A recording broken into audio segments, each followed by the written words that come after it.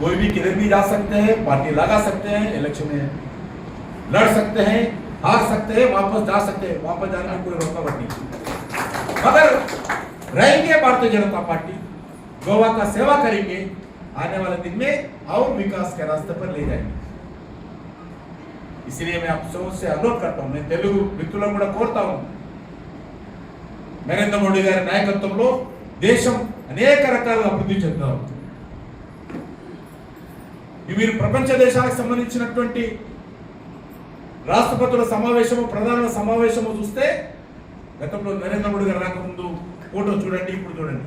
అప్పుడు ఫోటోలలో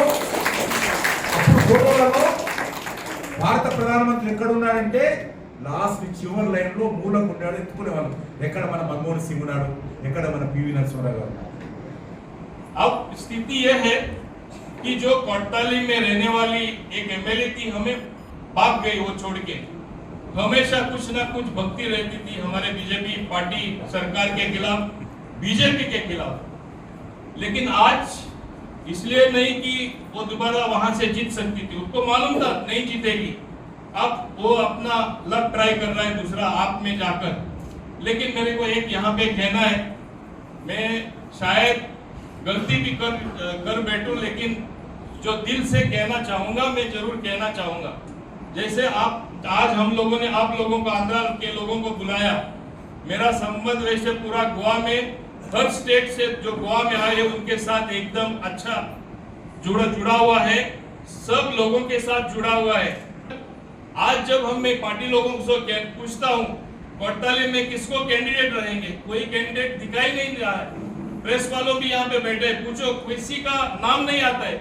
खोज रहे हैं, लेकिन मेरे को खोजने का कोई जरूरत नहीं था।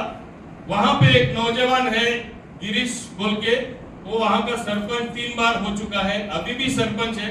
पूरा जुआरी नगर का जो मैक्सिमम वोटर्स जुआरी नगर में रहते हैं, सांकवाल पंचायत में रहते हैं।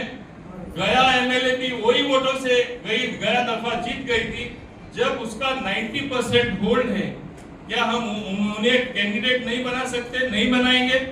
हम यही कहते रहेंगे ये गोवा वाला नहीं है, बाहर का है। ये कब तक होते रहेगा? ये मैं एक बात दोहराना चाहता हूँ। मैं नहीं चाहता हूँ कि मेरा ही सुन ले सब, लेकिन स्थिति तो ऐसे ही है।